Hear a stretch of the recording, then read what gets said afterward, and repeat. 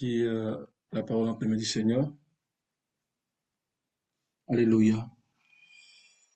Seigneur, nous te bénissons pour cette opportunité que tu nous accordes en ce matin de venir festoyer en toi ce festin que tu prépares sur cette montagne qui est ton Église, la colonne et l'appui de la vérité. Seigneur, nous savons que c'est toi la pierre angulaire qui révèle toutes choses. C'est pour cela que nous voulons nous asseoir à tes pieds en ce matin. Demander encore de remplir nos cœurs de ton amour. L'amour qui peut nous donner de supporter les épreuves. L'amour qui peut nous donner de te connaître davantage. Elle est écrite, vous puissiez comprendre avec tous les saints. Quelle est la largeur, la longueur, la profondeur, la hauteur. Et connaître l'amour de Dieu, de Christ, qui surpasse toute intelligence. Ton amour nous introduit dans la plus grande sagesse, qui surpasse toute intelligence. C'est par ton amour que nous rentrons dans ces choses. C'est pour cela qu'il est écrit aussi, écoute Israël, le Seigneur ton Dieu est le seul Seigneur. Et tu aimeras le Seigneur de tout ton cœur, de toute ton âme et de toute ta pensée. Seigneur, donne-nous de t'aimer de tout notre cœur, de toute notre âme et de toute notre pensée. Et alors que nous recevons ces choses, tu nous donnes de construire l'arche pour nous-mêmes, pour notre maison et pour ton Église. Seigneur, que l'esprit de sagesse puisse nous parler en ce matin, nous conduire. Merci au nom de Jésus. Amen. Amen. Que le Seigneur nous bénisse.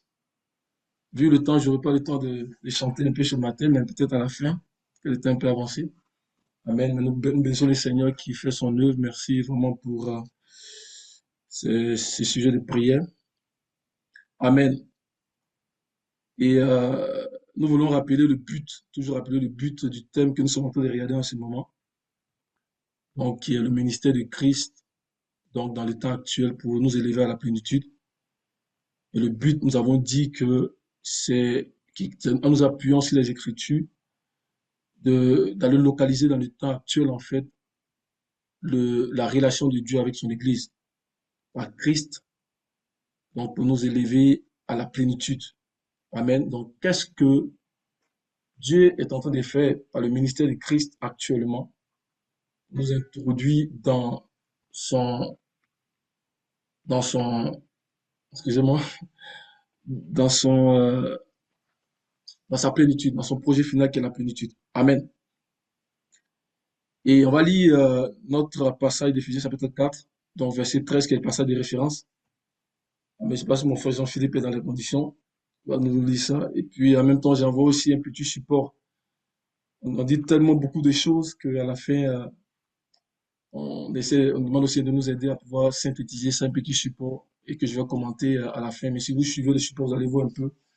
C'est dans ça que nous allons progressivement avancer. Amen. Alléluia. Éphésiens 4, verset 13. Ok, Éphésiens 4, verset 13. Ouais. Jusqu'à ce que nous soyons tous parvenus à l'unité de la foi et de la connaissance du Fils de Dieu, à l'état d'homme fait, à la mesure de la stature parfaite de Christ. Amen. Amen. Si vous avez remarqué, en fait, notre intervention de ce chapitre-là, en fait, se retrouve en fait dans deux séries de ce chapitre-là. Donc, la première série qui va du verset 1 au verset 8, et dont l'élément central est l'unité de l'esprit qui nous est donné au verset 3. Alléluia. Et la deuxième série qui va du verset 8 au verset 16, et l'élément central est l'unité de la foi, donc qui est introduit au verset, excusez-moi, comme en fait, donc l'élément principal est l'unité de la foi qui est introduit au verset 13. Amen. Et nous avons déjà parlé ici que l'unité de l'esprit, c'est cette marque-là que nous avons en commun. Alléluia, nous avons tous en commun et qui fait que nous pouvons en fait nous supporter, qui fait que nous pouvons en fait nous pardonner, qui fait que nous pouvons en fait nous aimer. Alléluia, cela devient possible à cause de l'unité de l'esprit. Amen. C'est pour cela que le verset dit, efforcez-vous de conserver l'unité de l'esprit. Et ces éléments que nous avons en commun là sont cités du verset 4 au verset 6. Alléluia. Il est dit, il y a un seul corps, il y a un seul esprit. Nous avons été appelés à une seule espérance par notre vocation. Nous sommes tous liés pour un objectif commun qui est le trône. Il y a un seul Seigneur, il y a une seule foi, il y a un seul baptême, il y a un seul Dieu et Père de tous. Amen. Donc ce sont les éléments que nous avons en commun. Pas à cause de ce que j'ai fait ou de ce que tu as fait, mais à cause de ce que Christ a fait pour nous. Et à cause de cela, nous pouvons nous supporter, nous pouvons nous aimer, nous pouvons nous pardonner. Amen. Parce que c'est les éléments que nous avons par la vérité fondamentale de l'évangile. Amen. Et l'autre élément, donc, c'est l'unité de la foi.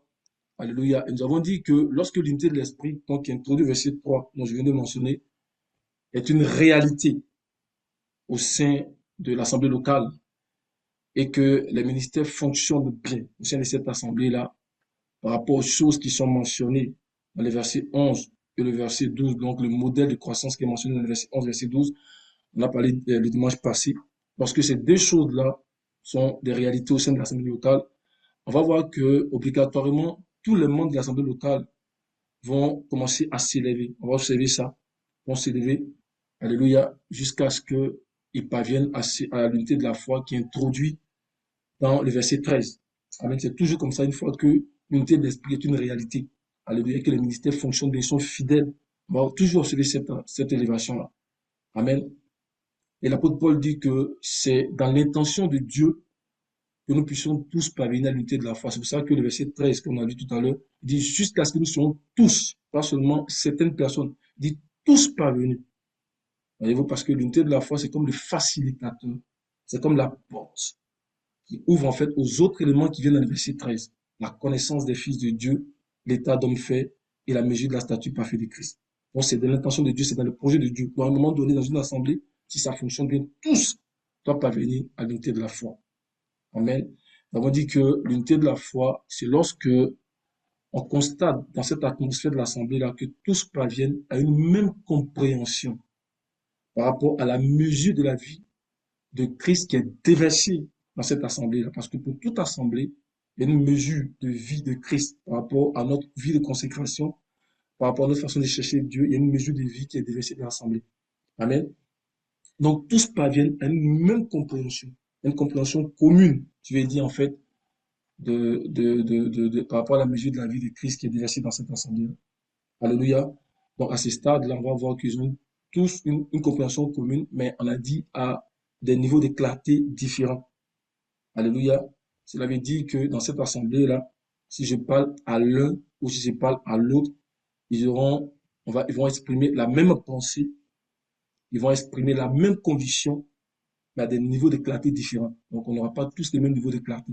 Certains seront plus avancés que d'autres, amen. Mais il y aura une unicité dans la compréhension, une compréhension commune. Et cela jusqu'à ce que tous puissent arriver pleinement à cette unité de foi. Alléluia, c'est vraiment important, ce que nous sommes en train de dire. Amen. Nous avons dit que c'est cela que Paul a exprimé, notamment lorsqu'on dit dans Philippiens chapitre 3, on fait dans Philippiens chapitre 3, verset 15. Alléluia, Philippiens chapitre 3, le verset 15. Philippiens 3, verset 15. Philippiens 3, verset 15. Mhm. Nous tous donc qui sommes parfaits, ayons cette même pensée, et si vous êtes en quelque point d'un autre avis, Dieu vous éclairera aussi là-dessus. Amen. Ouais. Alléluia. Donc, nous tous qui sommes parfaits, il dit que ayons cette même pensée. Alléluia. Il dit qu'il peut y avoir des divergences. Alléluia. Mais comme on se recherche pour l'intérêt de Dieu, comme on est dans cet environnement d'unité, d'amour, donc le lien qui nous lie tous, il est sûr que Dieu va nous éclairer. Dans une telle atmosphère, Dieu éclaire toujours. Parce qu'on ne cherche pas ses propres intérêts, on cherche les intérêts de Dieu. Amen. On se supporte, on s'aime. Dieu éclaire toujours. Alléluia. Il dit, Dieu nous éclairera. Alléluia. Il dit que on va grandir dans la connaissance. Alléluia. Jusqu'à ce qu'on parvienne à ce que le Seigneur lui-même appelle, en fait, la lumière de la vie. Alléluia. C'est une assurance. C'est pour cela qu'on a dit que l'unité de la foi, c'est quelque chose qui change toujours.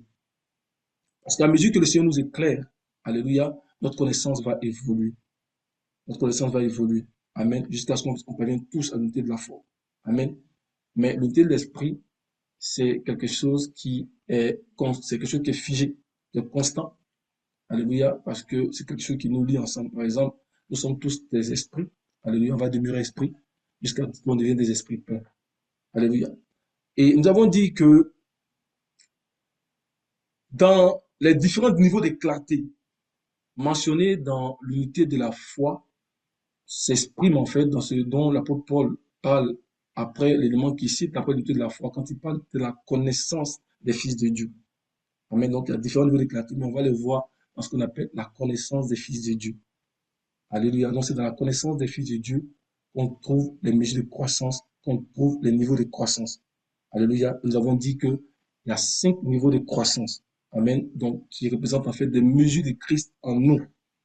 Depuis le point où nous naissons de nouveau, depuis le point où nous naissons dans le royaume, jusqu'à ce qu'on parvienne à la plénitude. Alléluia. Nous avions dit que 65 années, le frère Amen a beauté sans total, 65 années après la première venue du Seigneur sur la terre, l'apôtre Jean a fait une grande rencontre avec le Seigneur dans le livre d'Apocalypse, parce que le Seigneur voulait mettre en lumière les choses qui n'étaient plus claires pour son Église. Donc on voit que sur 7 églises, 5 déjà s'étaient écartées de la voix du Seigneur. Amen. De sorte que, à un moment donné, on a commencé à voir ce qu'on appelle la synagogue de Satan. Dans cette assemblée, le Seigneur en parle, Apocalypse 2 et 3. Même le trône de Satan, des doctrines, vraiment que le Seigneur n'a pas introduit. Alléluia. L'ennemi est venu pour s'aimer l'ivraie. Et cet ivraie-là a tellement pris de l'ampleur que c'est devenu en fait des synagogues. C'est devenu en fait le trône de Satan au sein des assemblées.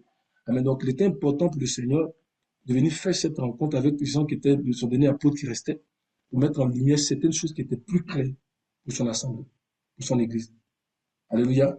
Et c'est après cette rencontre-là, glorieuse, que Jean écrit donc ces 5 livres, à savoir le livre de l'Apocalypse, son évangile, l'évangile de Jean, et les 3 épîtres, donc 1 Jean, 2 Jean et 3 Jean. Amen. Et c'est dans ces livres-là qui nous présentent de manière claire les niveaux de croissance que nous avions commencé dimanche passé à regarder les 5 niveaux de croissance. Alléluia. Et nous avions mentionné, donc les 5 niveaux de croissance, on peut le voir, qui représentent 5 images du croyant dans le temps. Donc, comme je l'ai dit, depuis le temps où il naît de nouveau, depuis le moment où il naît de nouveau, jusqu'à ce qu'il parvienne à la plénitude. Amen. Et nous avions dit que le premier niveau de croissance, donc je vais un peu rapidement parce qu'on a vu ça dimanche passé, le premier niveau de croissance, donc, qui est le début du voyage spirituel aussi, qui nous introduit qui nous introduit dans la nouvelle naissance. Et ce niveau-là qu'on appelle l'enfant divin. L'enfant divin, alléluia. Pourquoi divin? Parce que nous sommes nés d'en haut, nous sommes nés des êtres esprits, nous sommes nés des êtres divins. Alléluia. Amen. Et nous avons vu que Jean l'exprime notamment quand on lit dans 1 Jean chapitre 2, le verset 12. Alléluia. Quand il dit, je vous écris enfant. Je vous écris enfant. Il dit que vos péchés sont pardonnés en lui. Je vous écris enfant.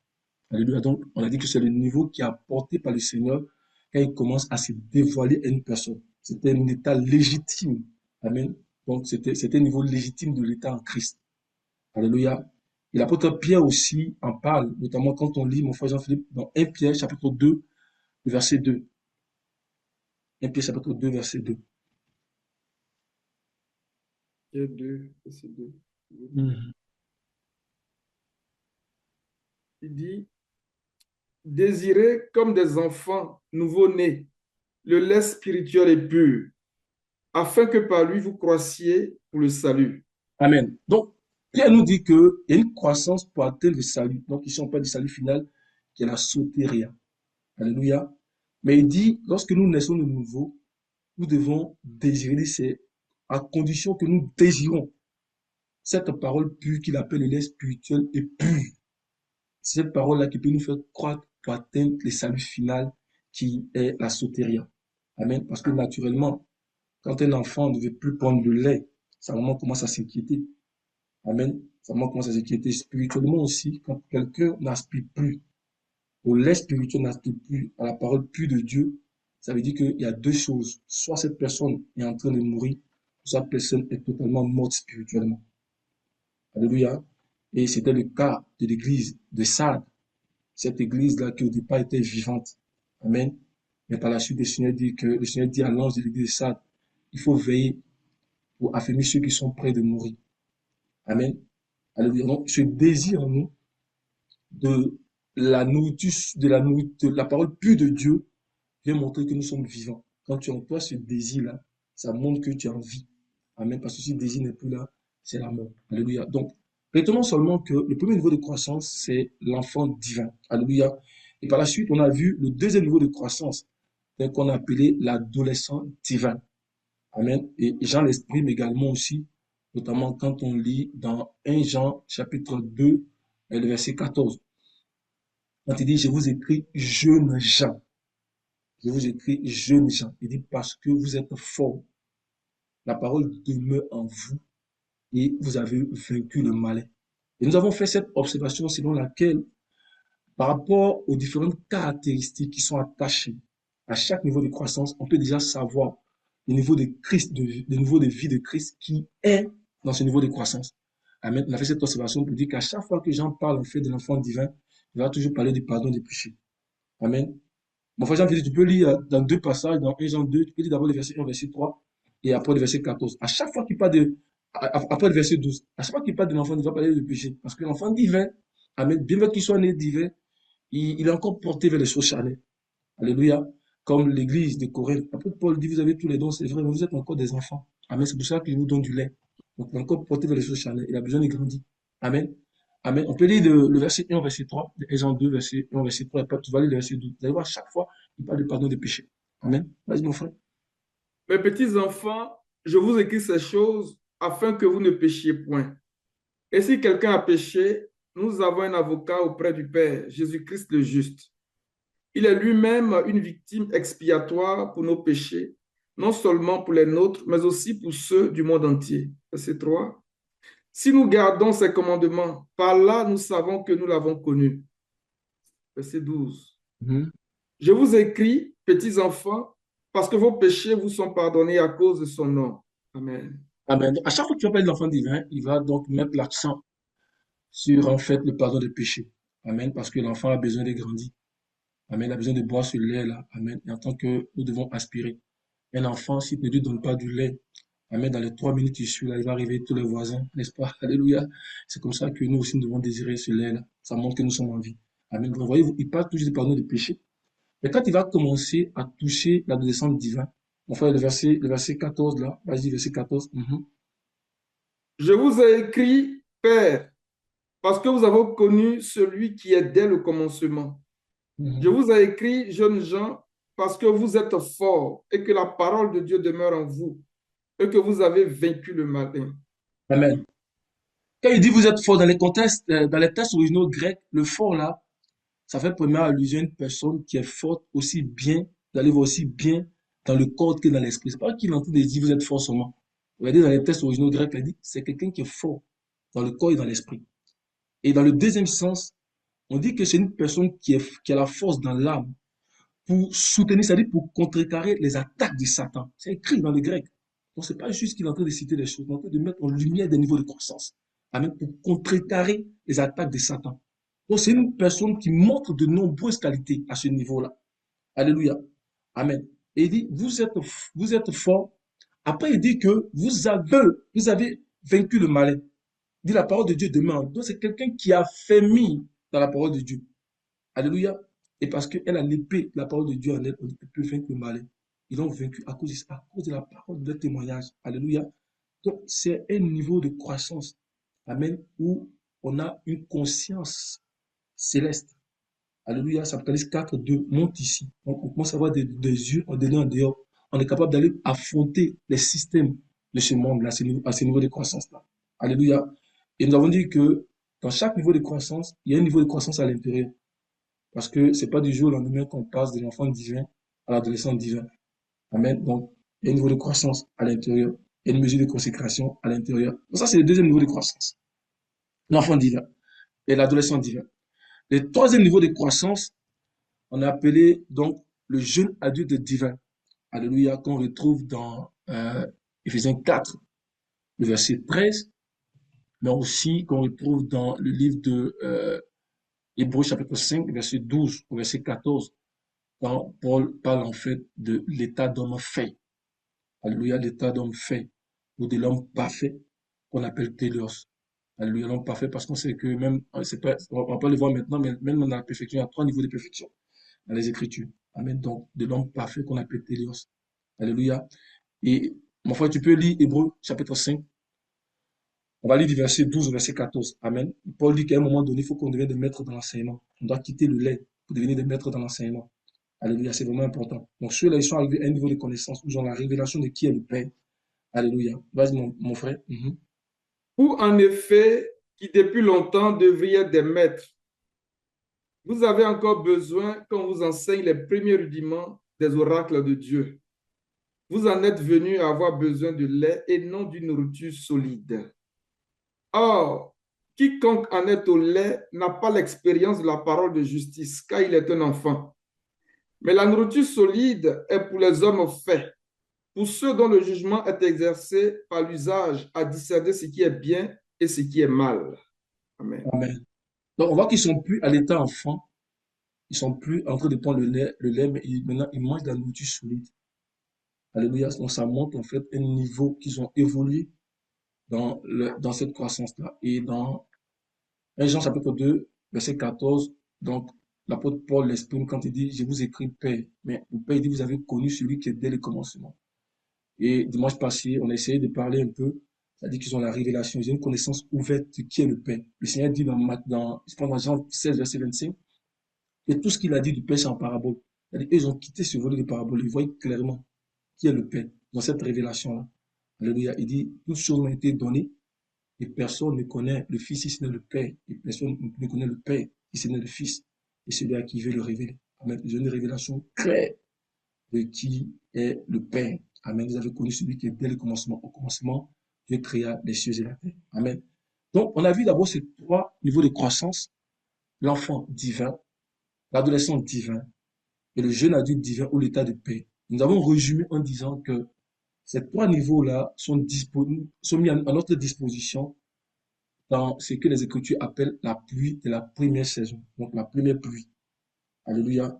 Souvenons-nous que nous avons dit qu'il y a 2 pluies que Dieu doit envoyer en leur temps.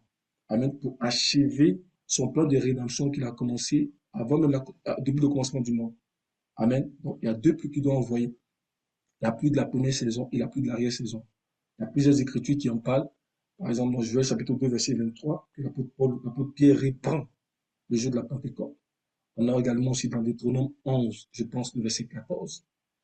Et dans le Nouveau Testament, il y a plusieurs passages, comme un passage qu'on peut lire, mon frère. On va lire dans Jean chapitre 5. On va lire le verset 7 pour voir Jean 5, verset 7. Et Jacques 5, verset 7. Amen. Donc, il y a 2 pluies qui doivent envoyer. Amen. Jacques 5, verset 7. Jacques 5. Mhm. Dit ceci. Est-ce que Soyez vous me donc suivez? patients. J'espère que je ne suis pas trop rapide, ça va, hein? Amen. Amen. Vas-y, mon frère. Vas-y. Soyez donc patients, frères, jusqu'à l'avènement du Seigneur. Voici, le laboureur attend le précieux fruit de la terre, prenant patience à son égard jusqu'à ce qu'il ait reçu les pluies de la première et de l'arrière-saison. Amen. Donc, Dieu, en leur temps, va envoyer 2 pluies, les pluies de la première et les pluies de l'arrière-saison. Donc, nous devons voir les pluies comme, en fait, la provision de Dieu nous amener en profondeur avec lui. Quand on dit nous amener en profondeur avec lui, c'est-à-dire c'est pour nous faire passer par toutes les promesses qu'il a rendues disponibles. Amen. Toutes les promesses. Nous savons qu'en termes de promesses, dans les Écritures, il y a 2 catégories de promesses. Alléluia. Donc, il y a les promesses qui sont amenées donc par la première pluie qu'on appelle aussi les arts de notre héritage ou les gages de notre héritage. Et on avait lu en fait dans 2 Corinthiens chapitre 5 verset 5, en fait tu peux le relire encore 2 Corinthiens 5 verset 5. Donc ce que l'Esprit a commencé à déverser. Amen. L'Esprit est puissant. Il nous donne les arts de notre héritage. Et dans l'Esprit, il y a d'autres promesses encore. Alléluia. Pour cette dernière heure, pour vous et pour moi. Alléluia. Amen. 2 Corinthiens 5 verset 5. Et celui qui nous a formés pour cela, c'est Dieu qui nous a donné les arts de l'esprit. Alléluia. Donc, il nous a donné les arts de l'esprit, il nous a donné le gage de l'esprit, il nous a donné les prémices de notre héritage qu'il a commencé à déverser, donc depuis la Pentecôte. Et l'autre catégorie, ce sont les promesses qui n'ont pas été données à toute l'Église. Donc, ils s'accomplissent seulement dans la vie des vainqueurs. Les promesses qui ont été données, les actes de notre héritage, on a déjà dit dans les Écritures, quand vous lisez, faites attention. Vous allez voir très souvent que c'est les pronoms nous, vous, tu qui sont attachés à ces promesses-là. Par exemple, il dit, je vous donne ma paix, je vous laisse ma paix. Ça, n'importe qui vient au Seigneur Jésus-Christ, ces promesses lui appartiennent. Pourquoi Jacques dit que celui qui manque de sagesse, qui demande à Dieu, la sagesse, c'est pour nous. Alléluia. Le don des ministères, le don de l'esprit, le Seigneur nous l'a donné. Hein, l'acceptation, le pardon des péchés, l'adoption, tout ça, ce sont les promesses données, accomplissement des arts. Alléluia. Mais l'autre classe des promesses, ce sont les promesses qui n'ont pas été données à toute l'Église. Ça, on doit faire quelque chose pour aller les remporter. C'est ça qu'à la fin des chapitres 2 et 3, dans chaque lettre qu'il écrit, il dit à celui qui vaincra. Donc, c'est la promesse qui appartient au vainqueur.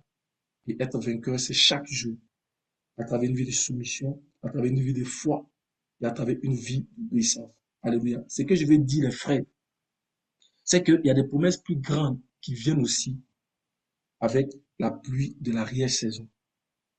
Et l'une de ces promesses-là, c'est que Dieu veut lever son peuple dans un monde, dans un règne où tout n'est pas parfait. C'est-à-dire que nous sommes encore dans ce corps-là, à un règne où on peut devenir comme lui.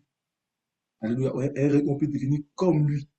Où on peut devenir complètement parfait. Amen. Pourquoi? Parce que Christ, révélé dans toute sa plénitude, c'est le contenu de l'arrière-saison. Amen. On a dit, avant cela, nous devons déjà entrer dans la plénitude des choses que Dieu a rendues disponibles pour nous dans la première pluie. Et la plénitude des choses que Dieu a rendues pour nous disponibles dans la première pluie, c'est la cristallisation de sa vie en nous. Alléluia, la cristallisation de sa nature en nous. Donc, cette nature qui, à elle seule, peut supporter le corps de la résurrection qui vient. Amen. Il n'y a pas autre nature qui puisse supporter le corps de la résurrection si ce n'est cette nature-là. C'est pour ça qu'il travaille pour que son image et sa ressemblance soient en nous. Alléluia. Amen. Et il va nous donner le corps, une fois qu'on cristallise cette nature-là, il va nous donner le corps lorsque lui-même, il va apparaître dans toute sa gloire. Dans Colossiens 3, verset 4, on dit, quand Christ, votre vie, paraîtra, alors vous paraîtrez aussi avec lui dans la gloire. Il doit être premièrement notre vie. Cette vie-là, c'est sa nature divine qui est en nous. Alléluia. Cette vie, c'est sa nature divine qui est en nous. Il doit être premièrement notre vie. Et quand il viendra, on va paraître aussi dans la gloire. Donc, c'est une doctrine, par exemple, qui dit qu'on n'a pas besoin, par exemple, de rien faire. On peut même rester comme ça et puis on va venir t'enlever. Ce sont des doctrines qui rendent paresseuses, qui sont très dangereuses. Alléluia. Il y a il y a un travail que le Seigneur est en train de faire. L'unité de la foi, la connaissance des fils de Dieu, l'état d'homme fait, la mesure de la statue parfaite de Christ. Et une cristallisation de sa nature que nous devons avoir. Amen. Et qui supporte le corps de la gloire qui doit venir. Alléluia. Et c'est pour cela qu'on a lu également dans 2 Pierre, mon frère, 2 Pierre chapitre 1, où Pierre nous montre que c'est en nous nourrissant toujours des promesses contenues dans les Saintes Écritures que nous grandissons dans cette nature. Nous devenons participants, nous grandissons dans cette nature-là jusqu'à ce que nous allons cristalliser cette nature-là. C'est en nous nourrissant toujours des promesses. Chaque promesse-là, ce sont des Écritures qui sont liées à ces promesses-là. L'alliance qu'il a traitée avec Abraham, le serment qu'il a fait avec Isaac, il a érigé en loi, en loi. Donc les promesses, ce sont des Écritures qui sont attachées à ces promesses-là. Donc, à chaque fois qu'on se nourrit des Écritures, on se nourrit des promesses. Et à chaque fois qu'on accomplit les promesses, on augmente un niveau de croissance. Jusqu'à ce qu'on ait atteint la dernière promesse, c'est la promesse que le Seigneur a fait à l'église de Laodicée. Il dit à celui qui vient, je fais asseoir avec moi, comme moi-même j'ai vaincu. Je me suis assis sur mon trône, sur le trône de mon Père. Amen. Mon frère, on va y aller. Donc, 2 Pierre chapitre 1, verset 1, verset 4. Amen. Simon Pierre, serviteur et apôtre de Jésus-Christ, à ceux qui ont reçu en partage une foi du même prix que la nôtre, par la justice de notre Dieu et Sauveur Jésus-Christ. Que la grâce et la paix vous soient multipliées par la connaissance de Dieu et de Jésus notre Seigneur. Verset 3. Comme sa divine puissance nous a donné tout ce qui contribue à la vie et à la piété, au moyen de la connaissance de celui qui nous a appelés par sa propre gloire et sa vertu, lesquels nous assurent de sa part les plus grandes et les plus précieuses promesses, afin que par elle, vous deveniez participants de la nature divine, en fuyant la corruption qui existe dans le monde par la convoitise. Amen. Amen. Donc, nous devenons participants. Amen. Donc, à mesure qu'on va accomplir ces promesses-là, on va grandir alléluia, dans la nature de Christ jusqu'à ce qu'on cristallise. Parce qu'on a dit que la vie divine est égale à la nature divine cristallisée, puis le corps qui doit venir. Alléluia. Et c'est dans ces trois premiers niveaux de croissance-là, donc nous avons le privilège de connaître Christ. Dans les trois premiers niveaux de croissance amenés par la pluie de la première saison, nous avons le privilège de connaître Christ, de grandir à lui jusqu'à cristalliser sa nature. Et nous le devinons par les choses dont il s'est fait connaître à nous. Alléluia. Amen. La nature divine, on a dit, c'est ce que nous devinons quand nous mangeons Christ, quand nous nous nourrissons de Christ, quand nous nous nourrissons de la manne cachée. Amen. On dit Christ, c'est le pain de vie. Et si dans un contexte, dans une assemblée, Christ est puissamment révélé, il n'y a pas de raison que les membres de l'assemblée ne puissent pas grandir jusqu'à cristalliser sa nature divine en lui. Amen. Le choix nous appartient. Ce que tu choisis d'être à Christ, il sera aussi pour toi. Amen. Dans la vie et dans la marche pour atteindre la plénitude là, selon notre comportement, notre attitude là, il y a un moyen de transport qu'on prend. Alléluia. Pour certains là, avec comment est-ce qu'ils interagissent avec la parole de Dieu? C'est pour eux peut-être ils ont décidé de marcher. Pour d'autres, peut-être qu'ils ont décidé de courir. Alléluia. Et pour d'autres encore, ils veulent voler comme des aigles. Amen. Et nous, on veut voler comme des aigles. Ça dépend de chacun. Alléluia. Mais je crois que nous tous qui sommes ici, on veut nous envoler comme des aigles. Amen. On va aller rapidement. Alléluia. Que le Seigneur nous bénisse. Donc, le choix nous appartient. Amen. Rendons-nous disponibles au Seigneur et c'est lui qui va accomplir ce travail en nous. Amen. Donc, nous avons vu les trois premiers niveaux de croissance. Alléluia. Il y a beaucoup de choses à dire là-dessus, mais on a résumé. On va maintenant parler du troisième et du quatrième et du cinquième niveau de croissance. Alléluia. Donc, le quatrième niveau de croissance est un homme divin avec un corps incorruptible. Donc, un homme divin dans la statue de Christ, c'est-à-dire pleinement à son image et selon sa ressemblance. À son image et à sa ressemblance. Et pourquoi est-ce que Dieu nous élève à ce niveau-là? On peut se dire, mais bon, on a cristallisé la nature divine. Mais pourquoi il nous élève à ces quatre niveaux de croissance? C'est parce qu'il veut que notre corps soit affecté. Il veut que ce corps-là soit affecté pour devenir incorruptible et pour devenir divin. Amen. C'est pour cela qu'il nous élève à ce niveau de croissance. Alléluia. Et c'est cette image-là qui nous est présentée notamment quand on lit Apocalypse 12, le verset 5. Alléluia. Mais pour le mettre dans son contexte, mon frère Jean-Philippe, on va lire du verset 1 au verset 5. Alléluia. Il veut que ton corps soit affecté. Il veut que mon corps soit affecté. Il va nous élever à ce niveau-là. Amen. Pour nous sortir de ces règnes où tout n'est pas parfait. Il va nous amener dans un règne où on va devenir comme lui. Amen. C'est pour cela que ces quatre niveaux de croissance et les cinq niveaux de croissance sont vraiment aussi très importants. Enfin, on y va. Un grand signe parut dans le ciel. Une femme enveloppée du soleil, la lune sous ses pieds et une couronne de 12 étoiles sur sa tête. Elle était enceinte et elle criait étant en travail dans les douleurs de l'enfantement. Verset 3. Un autre signe parut encore dans le ciel et voici, c'était un grand dragon rouge, ayant 7 têtes et 10 cornes, et sur ses têtes 7 diadèmes. Sa queue entraînait le tiers des étoiles du ciel et les jetait sur la terre. Le dragon se tint devant la femme qui allait enfanter, afin de dévorer son enfant lorsqu'elle aurait enfanté. Verset 5. Elle enfanta un fils qui doit paître toutes les nations avec une verge de fer. Et son enfant fut enlevé vers Dieu et vers son trône. Amen. Amen. Merci, mon frère. Donc, au verset 1, déjà, on nous montre une image. On nous montre que cette femme-là, elle est dans une première sphère. Amen. Elle est dans une première sphère parce qu'il est dit un grand signe paru dans le ciel. Ce ciel-là, on a déjà enseigné ici, c'est la sphère actuelle d'opération de l'Église. C'est la sphère de notre expérience. Nous sommes nés de nous sommes nés esprits là. C'est la sphère dans laquelle nous agissons. Alléluia. Parce que tout ce dont nous sommes, tout ce que nous faisons est surnaturel. Même la foi est surnaturelle. Alléluia. Donc c'est la sphère dans laquelle nous agissons. C'est de cette sphère-là que le Seigneur parle dans Éphésiens 2, verset 6, quand Paul dit qu'il nous a ressuscités ensemble avec lui, il nous a fait asseoir ensemble avec lui dans les lieux célestes. Lorsque la victoire sera obtenue, ce ciel-là va devenir un corps de personnes. Ce ciel-là, c'est une sphère, mais c'est un corps aussi de personnes. Alléluia. Réjouissez-vous cieux et vous qui habitez dans les cieux. Alléluia. Amen. Donc cette femme-là, elle est dans cette sphère. Et on voit qu'il y a plusieurs lieux célestes là-bas. Donc ce sont aussi des niveaux dans cette sphère-là. Amen. Mais quand on va au verset 5, on nous montre une autre image. On nous montre que l'enfant qu'elle a mis au monde est enlevé de cette sphère pour être amené dans une autre sphère qu'on appelle vers Dieu. Alléluia. Et dans cette sphère vers Dieu, il va pour se libérer de toutes les limitations terrestres. Alléluia. L'enfant qu'elle met au monde, ce sont les vainqueurs de l'âge de l'Église. Sortis de la femme qui est l'Église. Mais ici, ce n'est pas l'Église qui est l'Apocalypse 2 et 3. C'est l'Église victorieuse. C'est l'Église qui a cristallisé la nature divine en elle. De sorte que le corps physique n'arrive plus à supporter cette nature.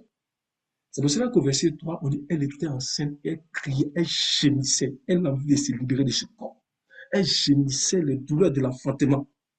Souvenons-nous que dimanche passé, dans 2 Corinthiens 5, verset 4, Paul dit que nous gémissons, et au verset 2, il dit, parce que nous voulons revêtir notre domicile céleste. Donc cette femme, elle gémit. Elle gémit. Et ce qui fait qu'elle gémit, c'est parce que c'est la compréhension de la manne cachée. Elle a commencé à comprendre le plan de Dieu. Elle a dit, je ne peux pas rester dans ce corps. Je sais qu'il veut m'amener à être comme lui. Donc elle a commencé, parce qu'elle a commencé à comprendre le plan de Dieu, la manne cachée, la nourriture qui est gérée en elle, fait qu'elle commence à crier. Et dans ce cri-là, Dieu lui donne une force. Les enfants sont prêts de sortir du lycée maternel, mais il n'y a pas de force. Il donne une force. Alléluia. Et l'enfant naît, l'enfant est levé vers Dieu. Amen. Donc, pour revêtir l'incorruptibilité. Alléluia. Cet enfant-là, il passe d'un règne où tout n'est pas parfait à un règne où tout est parfait. Alléluia. Donc, il va revêtir l'incorruptibilité. Amen. C'est vraiment glorieux. Alléluia. Mais bien, ce qu'ils sont en train de dire, c'est que dans cette dernière heure-là, Dieu va rendre le corps tellement puissant. Dieu va rendre le corps puissant. On voit cette femme à combien elle est enveloppée. Le corps sera tellement puissant que, à cause de la compréhension, le corps va donner naissance à des fils. Et tu es parmi ces fils-là, donner naissance à des fils. Et ces fils-là vont venir aussi aider le corps dans leur ministère, à aider aussi les autres à pouvoir s'élever vers Dieu. Amen. Mais le niveau de l'enfant, on passe au 5e niveau. Rapidement, il y a beaucoup de choses à dire. Mais le niveau dont nous venons de parler là, ce n'est pas le niveau le plus grand dans la grâce de Dieu. Amen. La grâce de Dieu, elle est infinie. Ce n'est pas le niveau le plus grand dans la grâce de Dieu. Parce que l'enfant qui est mis au monde, oui, il doit être enlevé vers Dieu pour revêtir l'incorruptibilité, mais il doit aussi grandir pour aller revêtir l'immortalité. Amen. Pour revêtir l'immortalité. Il doit aller s'asseoir sur le trône. C'est pour ça que dans les derniers bouts du verset 5, on dit vers Dieu et vers son trône. Vers le trône, amen, c'est revêtir, c'est encore des personnes pour revêtir l'immortalité. Et de façon pratique, vers le trône, ça nous parle de ces grands signes, de ces signes grands et admirables qu'on voit dans Apocalypse 15, verset 1. Voyez-vous, Apocalypse 12, verset 1, on nous parle d'un grand signe. Apocalypse 15, verset 1, un signe grand et admirable. Enfin, tu peux lire ça. Un signe grand et admirable. Amen. Alléluia. Ils ont toute la carrure. Amen. Ils sont entrés dans la plénitude à ce niveau-là. Alléluia. Ils sont allés vers Dieu dans les sanctuaires de victoire. Dieu les a formés et pour aller s'asseoir sur le trône. Alléluia. Ils ont toute la carrure. Ils sont entrés dans la plénitude à ce niveau-là. Amen. Mon frère, vas-y. Puis je vis dans le ciel un autre signe, grand et admirable. 7 anges qui tenaient 7 fléaux, les derniers, car par eux s'accomplit la colère de Dieu. Amen. Donc ici, ils ont atteint la carrure. C'est la 7e promesse. Amen. Et il y a un élément qui est très important au verset 6, mon frère, tu vas voir. Verset 6, on va mettre en connotation avec Apocalypse 1, 13. Il dit qu'ils ont atteint les attributs de Christ. Ils ont atteint l'image de Christ, ils ont atteint dans les attributs de Christ. Alléluia. Verset 6. Et les 7 anges qui tenaient les 7 fléaux sortirent du temple, revêtus d'un lin pur, éclatant et ayant des ceintures d'or autour de la poitrine. Et tu vas lire Jean 1, verset 13. Donc, on va voir qu'ils ont les attributs, pardon, Apocalypse 1, verset 13, ils ont les attributs du Seigneur. Vous avez une ceinture comme le soutien d'une femme. Wouh! La sakata. C'est un grand signe. C'est un signe grand admirable. Alléluia. Mon frère, vas-y. Ils ressemblent à leur Seigneur. Et au milieu des 7 chandeliers, quelqu'un qui ressemblait à un fils d'homme, revêtu d'une longue robe et ayant une ceinture d'or sur sa poitrine. Amen. Donc, on les voit pareil comme les seigneurs. Ils ont un soutien. Ils se sentent comme un soutien. Ça signifie quoi? Ça signifie que de même que la femme nourrice n'a plus besoin de préparer le lait. Amen. Pour donner à ceux. Ils ont tout en eux pour perdre les nations. Ils ont tous les attributs en eux, de Dieu, de Christ en eux pour perdre les nations. Amen. La femme nourrice n'a pas bien préparé. Ils ont tout en eux pour perdre les nations. Ils sont dans une longue robe comme les seigneurs. Alléluia. C'est un signe grand et admirable. C'est le 5e niveau de croissance. Ils sont assis sur le trône à ce niveau-là. Alléluia. Il y a beaucoup de choses à dire. Je sais que les frères certainement vont revenir en fait sur ça. Amen. Mais ce que nous voulons dire maintenant, parce que le temps est en train d'avancer, c'est comment nous parvenons d'un niveau de croissance à un autre niveau de croissance. Alléluia. Cela nous est révélé en fait lorsqu'on lit 1 Corinthiens chapitre 1, le verset 30, qui met l'accent sur le fait que Christ doit être prêché sur tout le long du chemin. Parce que c'est lui qui est tout pour nous, c'est en lui que nous avons tout. On ne peut pas avoir des niveaux de croissance en dehors de lui. Alléluia. Donc venez avec moi dans 1 Corinthiens chapitre 1 et on va aller voir que toute notre expérience est en lui. Toute notre expérience est en lui. On n'a pas le temps pour un homme. Toute notre expérience est en lui. Alléluia. On va aller voir ça là-bas parce qu'il est tout pour nous. 1 Corinthiens chapitre 1, verset 30. Amen. Vous pouvez suivre en même temps le support que j'ai envoyé. 1 Corinthiens 1, verset 30. Or, c'est par lui que vous êtes en Jésus-Christ, lequel, de par Dieu, a été fait pour nous sagesse, justice et sanctification et rédemption. Amen. Donc, voici les 4 choses que Christ est pour nous et qui nous permettent d'expérimenter les 5 niveaux de croissance. Alléluia. Donc, Dieu a fait Christ pour nous quoi? Sagesse. Ensuite quoi? Justice. Ensuite quoi? Sanctification. Et enfin, rédemption. Alléluia. On n'aura pas le temps de rentrer dedans, mais je vais juste donner quelques aspects.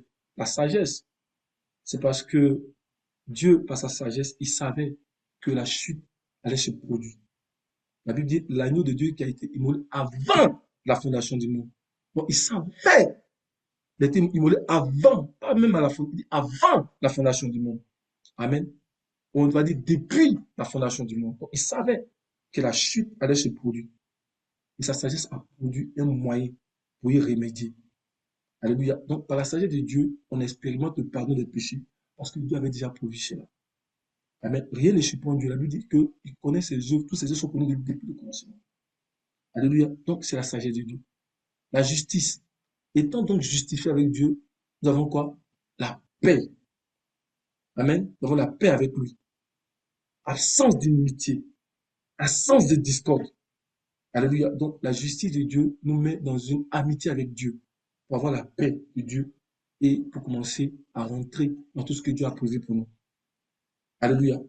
Et cette sagesse qu'on avait dit là-bas, là, c'est la sagesse qu'on avait dit au début. La sagesse, c'est pas juste en fait que c'est venu pour le pardon des péchés. Mais maintenant, l'apôtre Paul dit que afin que tu connaisses les Écritures, tu peux te rendre aussi sage en salut. Donc, la sagesse te rend sage. Amen. Elle a toutes les promesses pour toi. Donc, tu connais les Écritures qui peuvent aussi te rendre sage, qui peut t'amener à cette sagesse-là. Amen. Maintenant, la justice, on a dit justice. Donc, l'absence d'inimitié, l'absence de discorde. Alléluia. Et la sanctification, lui-même se présente comme notre sanctificateur et notre sanctification. Notamment quand vous lisez le livre de Lévitique, vous soyez dit, je suis le Seigneur qui te sanctifie. Je suis le Seigneur qui te sanctifie. Je suis le Seigneur qui te sanctifie. Dans 1 chapitre 1, verset 15, vous serez saints car je suis saint. Alléluia. Donc, il est notre sanctificateur et il est notre sanctification. Alléluia. Maintenant, assez rapidement, nous disons que ces 3 premiers éléments, la sagesse, la justice et la sanctification, ça constitue la promesse de Dieu pour nous permettre en fait d'expérimenter les 3 premiers niveaux de croissance qu'on avait vus. L'enfant divin, l'adolescent divin, le jeune adulte divin. Alléluia. Et comme on a mentionné en fait, on va voir que ce sont ces 3 premiers niveaux qui nous sont apportés par la première pluie qui nous donne le privilège d'aller cristalliser la nature divine de Dieu. Alléluia. Amen. On peut aussi le voir dans les habits des sacrificateurs. Je vais en parler tout à l'heure dans les tableaux. Les habits des sacrificateurs aussi. Alléluia, on va en parler. Cela nous amène maintenant à parler du 4e élément qui est la rédemption. Parce qu'on dit c'est fait pour nous sagesse, justice, sanctification et rédemption. Dans les 3 éléments, sagesse, justice et sanctification, ça nous donne donc de rentrer dans les 3 premiers niveaux de croissance. Maintenant, la rédemption. Et nous savons que dans les Écritures, il y a 2 types de rédemption. Amen. Il y a la première rédemption qui nous est donnée dans Éphésiens 1, verset 6 au verset 7. et qui parle de la rémission de nos péchés. Et il y a la dernière rédemption qui nous est donnée dans Éphésiens chapitre 1, verset 13 au verset 14. Et dans Romains chapitre 8, verset 23, il nous parle donc de la rédemption de notre corps. Alléluia, rédemption de notre corps. Amen. Maintenant, quand on prend le mot rédemption, bien sûr, vous allez voir qu'il y a des attributs qui sont attachés à ça, pour savoir si c'est la première rédemption ou c'est la dernière rédemption. Mais le mot rédemption lui-même, dans 1 Corinthiens 1, verset 30, c'est du grec apolutrosus. Et apolutrosus, ça veut dire être racheté totalement ou être libéré de tous les effets de la chute, donc y compris la mort et ses expressions. Alléluia. Donc, le thème rédemption ici, ça fait partie de la dernière rédemption. Alléluia. Donc, rédemption de 1 Corinthiens 30, ça parle vraiment de la dernière rédemption. Alléluia. Et dans la dernière rédemption, on a 4 éléments. Amen. Dans la dernière rédemption, que le Seigneur va commencer à administrer dans ces temps de la fin à ceux qui lui sont fidèles. Amen. Mon frère, on peut relire 1 Corinthiens 30 là. Or, c'est par lui que vous êtes en Jésus-Christ, lequel de par Dieu a été fait pour nous sagesse, justice et sanctification et rédemption. Amen. Donc, je veux que ce soit clair. Les 3 premiers niveaux, sagesse, justice, sanctification, ça appartient aux 3 premiers niveaux de croissance. Ça mené par la période de la dernière saison. Et la première saison. Alléluia. Et rédemption, Amen. Donc, c'est la dernière rédemption, inclut 4 éléments que Christ va administrer, il va donner à ceux qui sont fidèles au milieu de son peuple. Ça veut dire que dans notre état final, comme on le voit dans l'Apocalypse 21, ces 4 choses doivent être vraies pour nous. Quand on dit on est arrivé au 5e niveau de croissance, ces 4 choses qu'on va citer maintenant là, doivent être vraies pour nous. Et la première des choses, c'est la délivrance de la présence du péché. Oui, nous avons été libérés de la pénalité, c'est-à-dire de la sanction du péché à cause de la chute d'Adam. Le péché, le pouvoir du péché, c'est une nature en l'homme. La Bible parle en fait de la loi du péché et de la mort. C'est une nature en l'homme. Mais gloire au Seigneur, parce que nous avons expérimenté la justification, nous avons aussi expérimenté le pardon du péché. Et ce que nous disons, c'est qu'il y a plus grand que la justification. Adam, dans son état, n'avait pas besoin de justification. C'est à cause de la chute que la justification a été nécessaire. Adam n'avait pas besoin de justification. Donc, il y a plus grand que la justification. Il y a la délivrance de la présence du péché, dans laquelle nous allons être littéralement présents sur cette terre, mais dont le péché ne pourra plus nous tenter. C'est une nature qui appartient à Dieu et qui va nous donner dans cette dernière heure. Alléluia. Mon frère, on va lire Jacques. Jacques chapitre 1, verset 13, pour voir que c'est une nature de Dieu. Et tout ce qui appartient à Dieu, nous allons les savoir. Le péché ne pourra pas nous tenter. Et nous allons démontrer par les Écritures que le péché ne pourra pas. Parce que Dieu va nous donner une atmosphère. Dans cette atmosphère, le péché ne pourra pas te tenter. Alléluia. Par la fête des expiations. C'est ce travail qu'il est en train de faire aujourd'hui. Amen. Vas-y, mon frère. Jacques chapitre 1, verset 13. Que personne, lorsqu'il est tenté, ne dise, c'est Dieu qui me tente. Car Dieu ne peut être tenté par le mal et il ne tente lui-même personne. Dieu ne peut être tenté par le mal. C'est une nature qui va nous donner dans cette dernière heure. Israël, en Égypte, pendant que la plaie est en train de frapper les Égyptiens, ils étaient dans le même pays. Mais est-ce que les fléaux pouvaient toucher Israël? Les fléaux ne pouvaient pas toucher Israël parce qu'il y avait une couverture sur eux. Le sang était un signe sur eux. De même, il y a une atmosphère que Dieu a déterminée pour nous dans cette dernière heure. Une atmosphère dans laquelle le péché ne pourra plus nous tenter. On va aller plus loin. Regardez, dans les livres d'Apocalypse, nous connaissons ce passage. L'Apocalypse 12 nous a montré 2 armes avec lesquelles, en fait, le diable tente l'homme et le diable vient pour détruire l'homme. Et c'est avec ces 2 armes-là qu'il a fait précipiter Adam et Ève dès le commencement. La Bible parle de l'accusation et de la séduction. Mais nous a montré aussi dans le livre d'Apocalypse que celui qui est à la base de ces 2 âmes, il a été précipité du ciel d'un corps de personne. C'est quoi la conséquence? La conséquence, c'est que sa voix de mensonge, sa voix qui tente, ne sera plus entendue ni dans la pensée, ni dans le cœur de ce corps de personne. Alléluia. La Bible dit qu'il a été précipité. Amen. Donc, il y a une délivrance. Nous allons entrer dans cette délivrance. Alléluia. De la présence du péché. Amen. Mon frère, on peut le lire. Apocalypse 12, verset 9 et verset 10. Il a été précipité. La conséquence, c'est que sa voix de mensonge ne sera plus entendue. Pour ceux qui sont dans le ciel, pour ceux qui habitent dans le ciel, réjouissez-vous, cieux, et vous qui habitez dans les cieux, parce qu'il a été précipité. Sa voix de mensonge ne sera plus entendue. Amen. La délivrance de la présence du péché. Vas-y, mon frère. Et il fut précipité, le grand dragon, le serpent ancien, appelé le diable et Satan, celui qui séduit toute la terre. Il fut précipité sur la terre et ses anges furent précipités avec lui. Verset Amen. 10. Verset 10, vas-y, mon frère. Mhm. Et j'entendis dans le ciel une voix forte qui disait, maintenant le salut est arrivé et la puissance et le règne de notre Dieu et l'autorité de son Christ. Car il a été précipité, l'accusateur de nos frères, celui qui les accusait devant Dieu jour et nuit. Amen. Donc, il a été précipité. Donc, on voit ici, en fait, que l'ivraie a été ôté au milieu d'un corps de personnes. Donc, la conséquence, c'est que ceux-là, ils vont entrer dans l'expérience, en fait, qui dit que Dieu ne peut être tenté. Alléluia.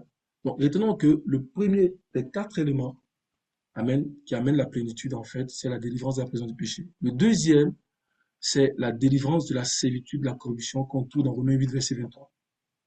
La servitude de la corruption, c'est ce qui attire l'homme toujours vers la tombe. Amen. À mesure que l'homme augmente en âge, il est en train de vieillir. Donc, la servitude de la corruption, c'est le processus de vieillissement. Et les Écritures nous disent que l'œuvre vivifiante de Christ, donc qui est montrée dans Romains 8, verset 11, elle sera plus prominente dans cet âge. C'est-à-dire, ça sera plus intense dans nos corps, parce on est entré dans le temps de la plénitude. Donc, cette œuvre-là sera plus prominente dans notre corps pour aller extraire ce processus de vieillissement. Enfin, Romains 8, verset 11. Ça veut dire que, prominent, ça veut dire que plus tu vas vieillir. On va lire Romains 8, verset 11, et puis je vais commenter. Romains 8, verset 11. Alléluia. Amen.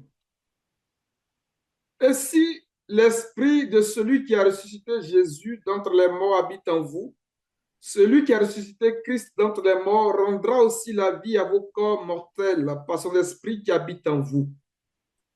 Il ne rend pas la vie juste parce qu'il veut rendre. On pense à celui qui a ressuscité Jésus-Christ. Donc, il rend la vie pour nous amener aussi à la résurrection. Dans cette dernière heure, ça va être plus intense dans le corps de ceux qui le cherchent. Rendra la vie à votre corps en détérioration. Amen. Si celui qui a ressuscité Jésus d'entre les morts habite, l'esprit habite en nous, celui qui a Christ d'entre les morts rendra aussi la vie. Enfin, Romains 8, verset 30. Romains 8, verset 30. Et ceux qu'il a prédestinés, il les a aussi appelés. Et ceux qu'il a appelés, il les a aussi justifiés. Et ceux qu'il a justifiés, il les a aussi glorifiés. Amen. Il y a ici des étapes. Donc, il nous a justifié quoi pour nous amener à la glorification. On ne reste pas comme ça justifié et qu'on arrive à la glorification. Il y a un travail qui fait pour nous amener à la glorification de notre corps. On parle de la glorification de notre corps. Il y a un travail qui fait pour nous amener à cette glorification. Alléluia. Il y a un travail qui fait pour nous amener à cette glorification. Amen. Donc, la justification dans cette dernière heure sera une justification, on dit justification vitalisée. Mon frère aime ça, la justification vitalisée. Alléluia, qui doit nous conduire au trône. C'est une justification qui nous conduit au trône vitalisé. Quand on dit vitalisé, ça veut dire qu'au moment où tu perds en âge, c'est-à-dire tu vieillis, au moment où tu es en train de... Bon, ça veut dire au moment où tu réduis tes années à cause de l'âge, là, c'est-à-dire à l'intérieur de ton corps, là, tu es en train de rajeunir comme l'aigle. C'est ça la justification vitalisée. Amen. Pourquoi? Parce qu'il y a une prophétie qui doit s'accomplir. Et cette prophétie-là, elle est dans Isaïe chapitre 25, verset 8. Mon frère, on lit beaucoup Isaïe 25, verset 8. Alléluia. Isaïe 25, verset 8. Amen. Donc, tout ce qu'on fait aujourd'hui, là, les prières, on cherche le Seigneur. Hein, on voit même des frères, même souvent, qui se voient en rêve en train de voler. On parle du tabernacle de David. C'est pour produire cette justification vitalisée. Vitalisée dans notre corps.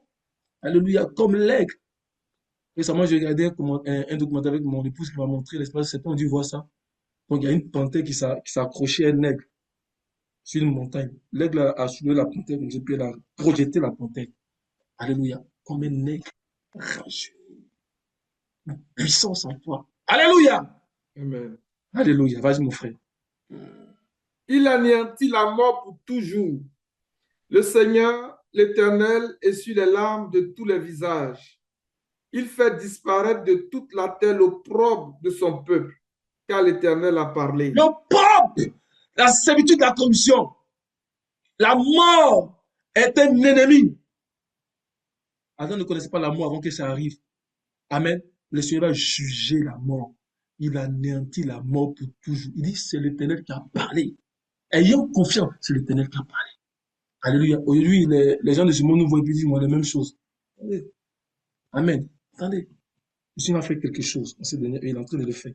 Amen. Il est en train de le faire. C'est pour cela qu'on doit continuer à intensifier ces choses que le Seigneur nous donne dans l'assemblée, la prière, les dons. On doit les intensifier. On doit les présenter. Ça nous amène quelque part. C'est pour produire cette vie abondante là en nous. Alléluia. Enfin, on peut dire également aussi, Apocalypse 21, verset 4, qui parle un peu de ça. Apocalypse 21, verset 4, qui parle un peu d'Ésaïe 25, verset 8. On va lire deux à trois passages et puis on va passer à un autre élément. Il essuiera toute larme de leurs yeux et la mort ne sera plus. Et il n'y aura plus ni deuil, ni cri, ni douleur, car les premières choses ont disparu. La mort ne sera plus. Ce processus ne sera plus. Adam ne vieillissait pas. Adam ne connaissait pas le vieillissement. Adam ne connaissait pas la maladie avant la chute. Adam ne connaissait pas tout ce que les gens connaissent aujourd'hui. C'est la chute qui a amené ça. Le Seigneur nous délivre de tous les effets, de la mort et toutes ses expressions. Alléluia. Alléluia. Mon frère, on peut lire aussi dans 1 Corinthiens 15, verset 4, que nous connaissons très bien. 1 Corinthiens 15, verset 4. Afin qu'il a été Pardon, enseveli. verset 54, je pense que lorsque ce corps corruptible, c'est verset 54, c'est ça? Ouais, verset 54. Amen. Lorsque ce corps corruptible aura revêtu l'incorruptibilité et que ce corps mortel aura revêtu l'immortalité, alors s'accomplira la parole qui est écrite. La mort a été engloutie dans la victoire. Alléluia. Donc, c'est un processus qui nous conduit. Alors, on a déjà vu ça dans la résurrection. Hein, c'est un processus. Hein. Première phase instantanée, c'est lorsqu'on est de nouveau. Ça, c'est une puissance qui vient. Amen. Quelqu'un ne peut pas rester comme ça, il peut pas dire, bon, ok, je suis né de nouveau. C'est une puissance qui vient sur toi, qui donne d'accepter le Seigneur. Ça, c'est instantané. La deuxième phase, c'est un long processus. Alléluia. Dans la transformation morale et spirituelle. Donc, pour aller cristalliser la nature divine. Et la quatrième phase, c'est instantané. Le corps divin qui vient donc sur cette nature divine cristallisée. Alléluia. Et en ce moment-là, c'est Philippiens 3, verset 20, verset 21 qui s'accomplit. Amen. Lorsque ce corps incorruptible aura revêti, ce corps corruptible aura revêti l'incorruptibilité, que ce corps mortel aura revêti l'immortalité. Donc, il y a une transformation. Philippiens 3, verset 20, verset 21. Alléluia.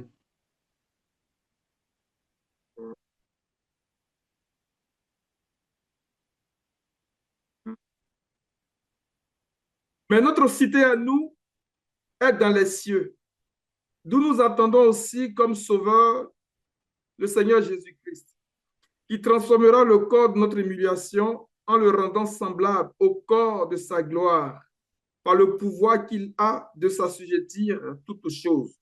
Amen. Donc, ça appartient à ceux qui ont pour citer les cieux. Alléluia. Donc, ça appartient à vous et à moi qui sommes dans les cieux. C'est pour ça que nous ne devons pas quitter là. Nous ne devons laisser rien nous emporter.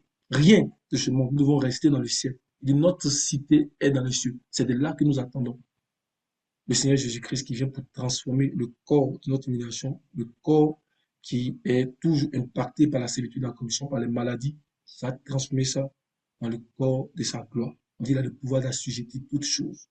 Amen. C'est lui qui a assujetti toutes choses au début. C'est lui encore qui va venir délivrer l'homme. Alléluia, de cet assujettissement.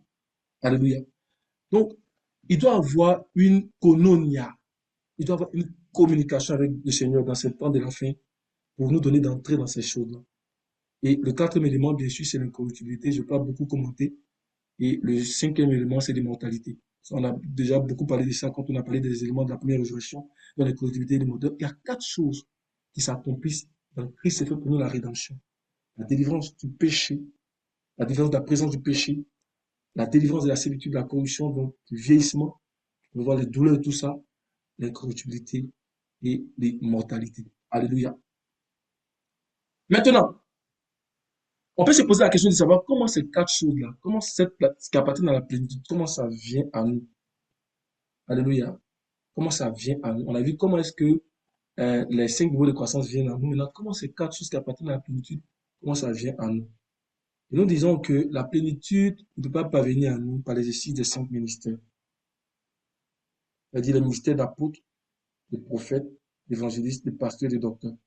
Parce qu'eux-mêmes, là, ils cherchent cette expérience. Si tu n'as pas la plénitude, comment tu peux nous donner la plénitude? Amen. Et on va voir tout à l'heure que l'apôtre Paul dit que eux-mêmes, le ministère, en fait, ils sont les ministères, ils appellent les ministères en partie. Alors, nous disons que ce qui est de la plénitude ne peut pas, en fait, nous amener à la plénitude. C'est pour que l'homme sache que nous sommes tous dépendants de Christ. Alléluia. Cependant, on a dit que le ministère joue un grand rôle dans l'édification du corps. Le Seigneur, il prend soin de ses serviteurs. On le voit à la police 1, on dit qu'il tient les étoiles dans sa main. Il prend soin de ses serviteurs. C'est au travers eux, en fait, qu'il interagit avec l'Église. Alléluia. C'est à eux que les lettres sont données pour interagir avec l'Église. Vous comprenez ce que je veux dire? En termes de ministère, c'est à travers eux.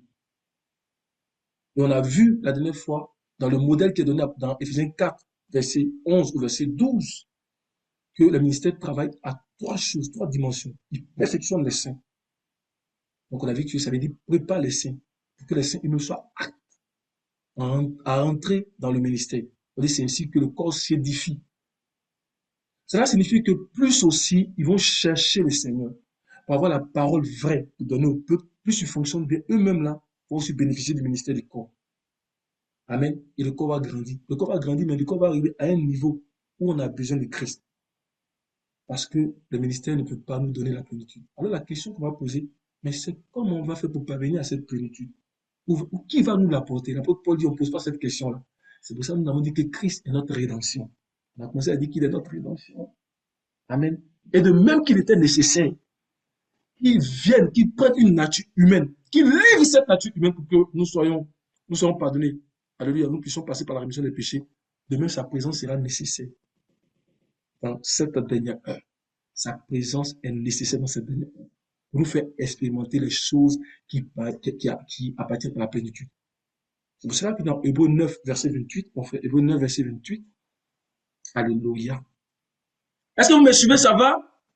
Amen, que le Seigneur nous aide. Alléluia. Hébreux 9, verset Amen. 28. Alléluia. Hébreux 9, verset 28. Alléluia.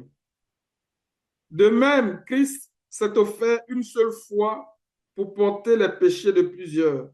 Apparaîtra sans péché une seconde fois à ceux qui l'attendent pour leur salut. Il apparaîtra à ceux qui l'attendent pour leur salut. Et dans Luc, on nous dit que ce sont ceux-là qui ont toujours leur ceinture, qui veillent. Quand le maître frappe à la porte, ils ouvrent immédiatement.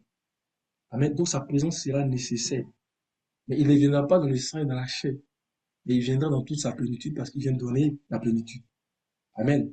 Et dans Malachie 3, verset 1 que nous connaissons bien, Malachie 3, verset 1, Malachie 3, verset 1,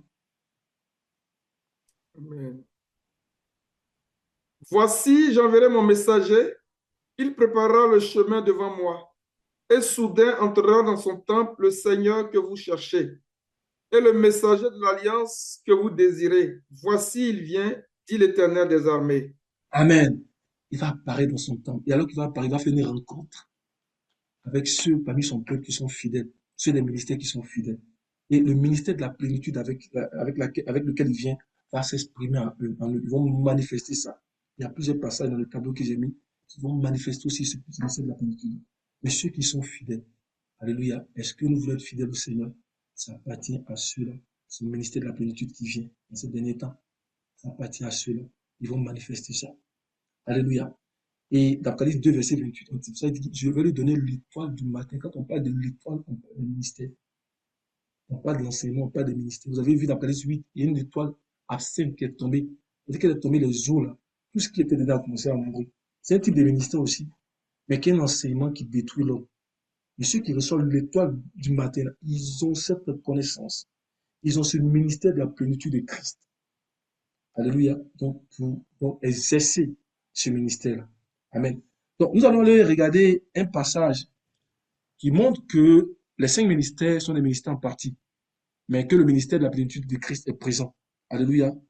Au milieu de ses serviteurs. Donc, le Christ qui vient au milieu de ses serviteurs pour leur enseigner, pour leur donner ce ministère-là. On va aller le voir rapidement Amen. On va aller dans 1 Corinthiens chapitre 13.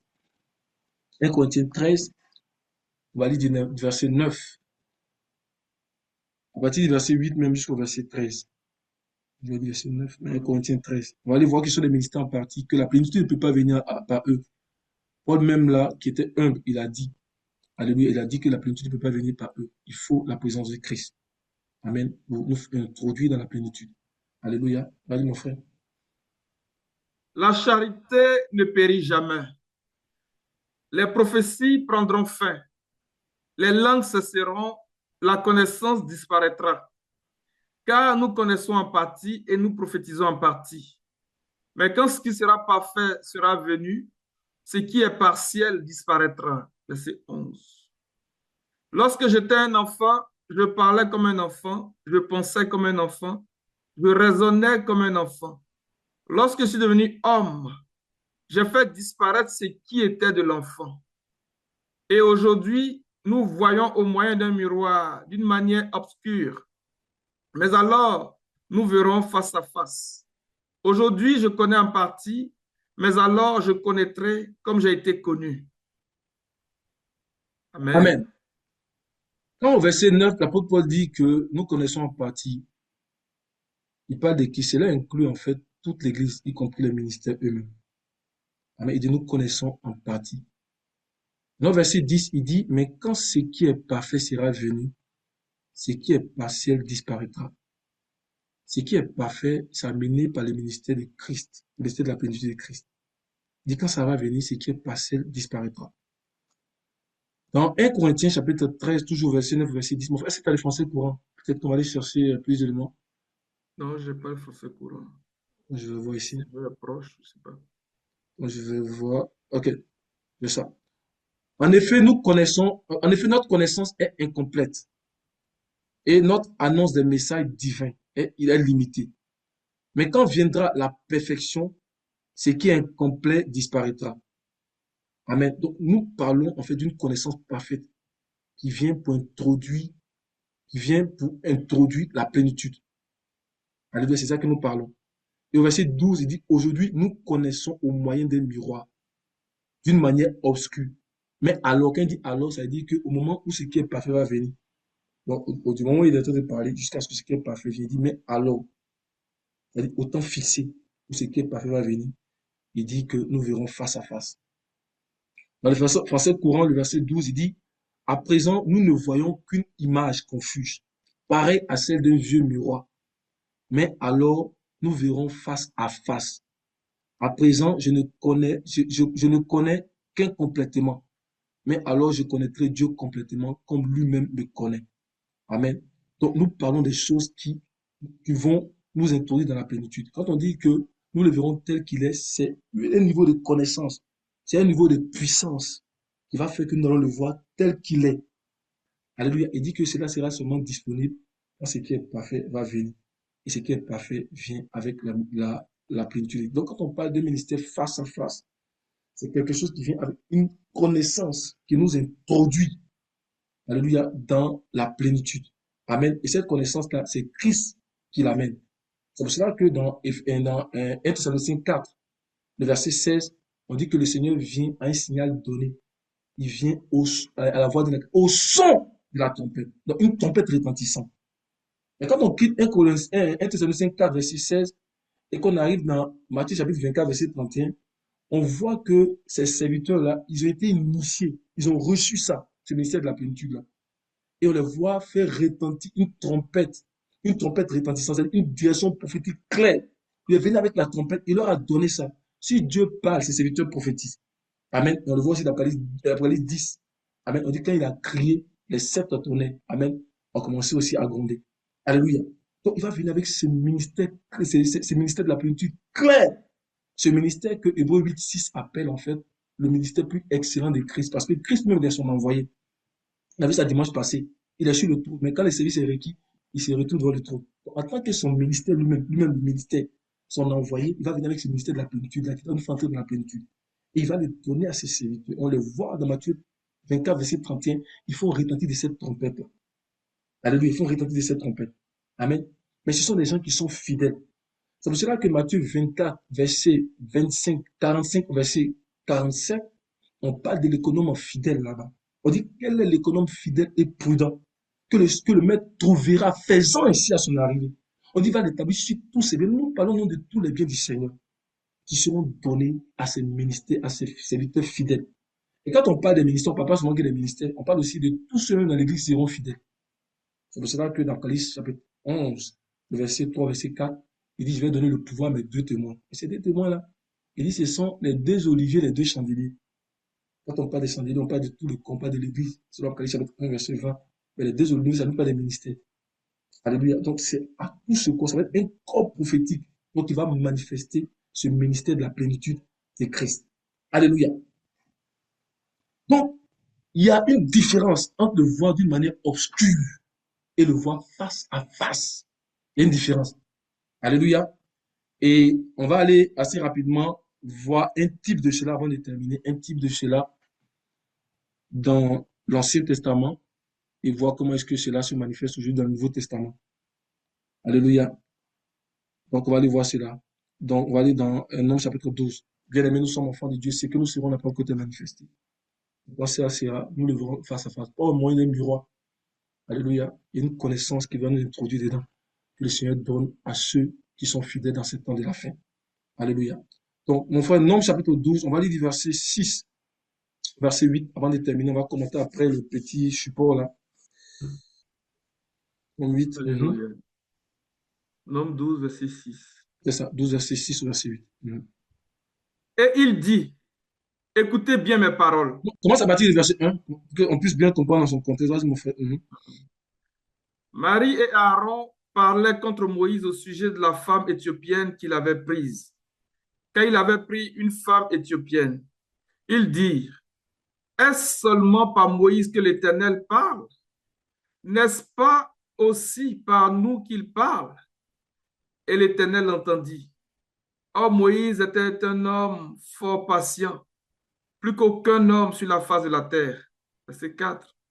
Soudain, l'Éternel dit à Moïse, à Aaron et à Marie, allez, vous trois, à la tente d'assignation. Et ils y allèrent tous les trois. L'Éternel descendit dans la colonne de nuée et il se tint à l'entrée de la tente. Il appela Aaron et Marie, qui s'avançaient tous les deux. Verset 6. Et il dit, écoutez bien mes paroles. Lorsqu'il y aurait parmi vous un prophète, c'est dans une vision que moi, l'Éternel, je me révélerai à lui. C'est dans un songe que je lui parlerai. Il n'en est pas ainsi de mon serviteur Moïse. Il est fidèle dans toute ma maison. Je lui parle bouche à bouche. Je me révèle à lui sans énigme. Et il voit une représentation de l'Éternel. Pourquoi donc n'avez-vous pas craint de parler contre mon serviteur, contre Moïse? Amen. Amen. Amen. Donc, toujours dans la pensée de 1 Corinthiens 13, qui nous montre que ce ministère face à face, ça vient avec une direction prophétique claire, une révélation du Seigneur, une puissance qui nous fait entrer dans la plénitude. Notre but ici, là, ce n'est pas aussi d'exposer donc, à tous les versets, mais de montrer qu'il y a une distinction. À savoir que le ministère de Moïse était supérieur au ministère d'Aaron et de Marie et de Myriam. Parce que Myriam et puis Aaron disaient aussi que Dieu parlait par eux. Dieu dit, c'est vrai, je ne parle pas vous. Amen. Et par la suite, il va montrer le moyen par lequel la pensée divine, la volonté vient à eux. Il dit, c'est dans un rêve, c'est dans une vision. Donc, toutes choses n'appartiennent à la première pluie. Amen. C'est dans un rêve, c'est dans une vision. Mais il n'en est pas ainsi de mon serviteur Moïse. Donc, ça veut dire que la manière dont je parle à Moïse est différente de la manière dont je vous parle. Amen. Il dit, je lui parle bouche à bouche, je lui parle clairement. Je lui parle distinctement. Amen. Il a dit dans le livre des Autres, chapitre 19, verset 9, il dit que, amène le peuple, afin que le peuple entende aussi, qu'il comprenne quand je vais te parler. Pour que le peuple ait confiance en toi. Donc, je ne dis pas distinctement, sans interprétation, je lui parle clairement. Alléluia.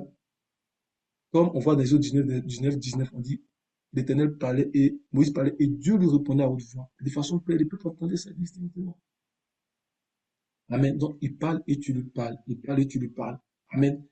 Et ensuite, il dit à partir du verset verset 8, on continue, il dit, je lis pas plus, il dit, je me révèle à lui sans énigme.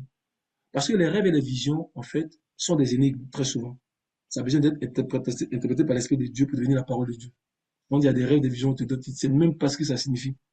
Alors que c'est nous donne l'esprit qu'il a donné à Joseph, qui nous donne l'esprit qu'il a donné à Daniel. Amen, ça a besoin souvent d'interprétation.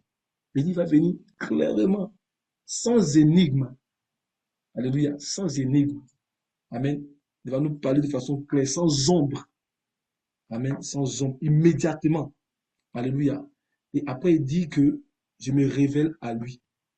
Il voit une représentation de lui. Amen. Je me révèle à lui sans énigme, je me révèle à lui de façon claire, distinctement. Et après, il voit une représentation de lui, de Dieu. Amen. Donc, Myriam et puis Aaron sont comme en fait les cinq ministères. Et Moïse, en fait, est comme un type du ministère de Christ. Alléluia. Et ceux qui s'attendent à cela, à ce bien du Seigneur-là, ils doivent se soumettre à la Seigneurie de Christ. Amen. Parce que c'est dans la Seigneurie de Christ qu'on peut se lever pour atteindre ces choses-là. Mon frère, Hébreu 8, verset 6, et après je vais demander à la sœur Sandra va partager, bien le soir, ça va partager en fait le petit support là. Hébreu 8, verset 6.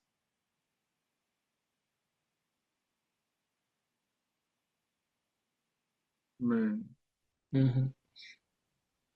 Mais maintenant, il a obtenu un ministère d'autant plus supérieur qu'il est le médiateur d'une alliance plus excellente, qu'il a été établi, qui a été établi sur de meilleures promesses. Amen. Donc, il a un ministère aussi Christ. Mais c'est un ministère plus supérieur, plus excellent. Alléluia. Donc, les cinq ministères. Alléluia. Donc, il est plus que le ministère d'Aaron et de Moïse. On dit pour Moïse, il a été fidèle sur la maison, mais comme serviteur. Mais Christ l'a établi sur la maison en tant que fils. Et il a le ministère plus excellent. Et c'est avec ce ministère-là qui vient à la voix d'un archange, au son de la trompette. Alléluia. Il vient pour donner ce ministère-là. La Bible dit que le ciel doit le retenir jusqu'au temps de rétablissement de toutes choses. Mais quand le temps de rétablissement de toutes choses arrive, qu'est-ce qui se passe? Le ciel ne prend pas le retenir. Le ciel sera obligé de le libérer. Amen. Mais on dit, il vient pour rétablir toutes choses. Alléluia. Il vient pour donner ce ministère à ceux qui sont fidèles. Donc, recherchons la fidélité. Recherchons la soumission. Alléluia. Pour passer par toutes ces transformations-là. Amen. Donc, si mes frères peuvent partager le tableau là, ça semble bien, les frères Saturnin, je vais essayer de commenter ça assez rapidement pour donner un peu un résumé de tout ce qu'on a vu. Nous avons la foi que le Seigneur va continuer par les ministères qui vont continuer à venir, intervenir, continuer de nous donner de la lumière. Alléluia. Amen. J'ai envoyé sur le WhatsApp.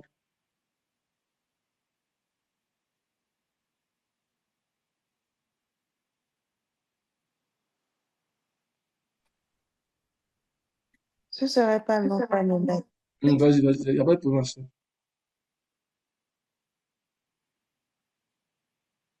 Donc, il a reçu un ministère plus excellent. Alléluia, un ministère plus excellent. Et comme le frère Jean-Philippe disait ce matin, oui, il voyait une représentation de Dieu. Amen. C'est comme je chantais parler avec mon frère Alain. Il voyait une représentation de Dieu. Il parlait avec cette représentation. Amen. C'est le ministère de Christ qui vient face à face.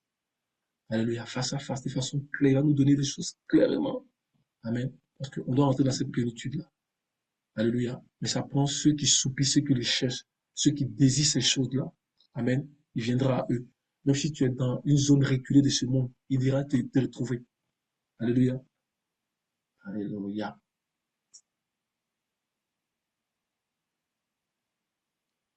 Enfin, Jean-Philippe, oh bien, en attendant, si tu peux lire dans les livres des autres, là, je pense qu'on avait déjà lu une fois avec toi, où le peuple d'Israël voyait en fait la nuée et tout ça, et Moïse parlait à Dieu face à face. Exode 33. Les autres, vas-y mon frère. Alors, Tu peux d'abord Deutéronome 34, verset 10, et après tu vas lire Exode 33, en attendant que notre sœur partage Deutéronome 34, verset 10. il n'a pas paru en Israël de prophète semblable à Moïse, que l'Éternel connaissait face à face. Amen. Donc, il y avait plusieurs prophètes, mais il n'a pas parlé d'un prophète comme Moïse, que le Seigneur connaissait face à face. Donc, il avait un autre type de ministère, ce Moïse-là. Alléluia. Bon, vas-y, dans Exode 33, tu as dit, c'est ça? Ouais, à partir du verset 7 peut-être. Moïse prit la tente de la Moïse prit la tente et la dressa hors du camp, à quelque distance. Il appela tente d'assignation, et tous ceux qui consultaient l'Éternel allaient vers la tente d'assignation qui était hors du camp. Lorsque Moïse se rendait à la tente, tout le peuple se levait, chacun devant, chacun se tenait à l'entrée de sa tente et suivait des yeux Moïse jusqu'à ce qu'il fût entré dans la tente. Verset 9. Et lorsque Moïse était entré dans la tente, la colonne de nuée descendait et s'arrêtait à l'entrée de la tente. Et l'Éternel parlait avec Moïse. Tout le peuple voyait la colonne de nuée qui s'arrêtait à l'entrée de la tente. Tout le peuple se levait et se prosternait à l'entrée de sa tente. Verset 11. L'Éternel parlait avec Moïse face à face, comme un homme parle à son ami. Puis Moïse retournait au camp, mais son jeune serviteur Josué, fils de Nun, ne sortait pas du milieu de la tente. Amen. Amen. Donc, Paul dit qu'aujourd'hui, on voit comme au moyen d'un miroir, d'une manière obscure. Amen. Mais dit, quand celui qui sera parlé, on va le voir face à face. Alléluia. Le peuple voyait et Moïse parlait avec l'Éternel face à face. Amen. Directement, dans un langage limpide et clair. Amen. Ok, merci ma soeur. Donc, on le voit ici. Merci à la soeur Sandra qui m'a permis d'agencer ça. Nous, on vient de Galiléo. Moi et mon frère Jean-Philippe. Donc, elle a vraiment agencé ça pour nous. Et je te bénisse, ma soeur. Alléluia. Donc, on voit ici, vous voyez d'abord le haut, là, le premier niveau, là, donc on parle des niveaux de croissance. Donc, on va d'abord commencer par les trois premiers niveaux de croissance. On voit enfant divin, donc la colonne là, enfant divin, adolescent divin et jeune adulte divin. Amen. Et j'ai mis que dans ces trois premiers niveaux de croissance, les croyants ont le privilège de connaître Christ, donc de grandir jusqu'à cristalliser sa nature divine, la nature divine de Christ. C'est-à-dire que la cristallisation de la nature divine de Christ, c'est ce qu'on appelle aussi la plénitude déjà de notre héritage. Donc, à recevoir le corps, donc à recevoir dans cette nature-là qui donc peut supporter le corps. Amen. Et on a dit que comment on sait qu'on n'est pas venu à là, c'est lorsque notre corps-là ne peut plus supporter la nature en nous. Donc, il faut un changement de corps. Alléluia. C'est pour ça qu'on voit la femme d'Apocalypse 12, donc qui gémit. Elle gémit. On voit aussi dans 2 Corinthiens 5, l'apôtre Paul dit que nous gémissons. Amen. Donc, ça veut dire que ce corps-là ne peut plus supporter. Il faut un changement. Alléluia. On a vu tout à l'heure que ces trois premiers niveaux de croissance qui sont apportés donc par les trois éléments qui sont cités dans 1 Corinthiens chapitre 1, verset 30. Donc sagesse, justice et sanctification. Maintenant, deuxième ligne, pour ceux qui sont habitués aux habits du sacrificateur, on peut aussi retrouver aussi l'accomplissement de ces trois niveaux de croissance-là des habits du sacrificateur. Les habits du sacrificateur, dans Exode 28, verset 2, on dit que c'est pourquoi, on dit c'est pour la dignité et c'est pour la parure. Donc, pour l'image et la ressemblance de ces habits-là, on les voit comme ça, mais c'est, dans la réalité, nous conduisent à rentrer pleinement dans l'image de Christ et dans sa ressemblance. Ce sont les facettes de Christ. Alléluia. Et les trois premiers niveaux sont apportés donc par les trois éléments que j'ai cités ici.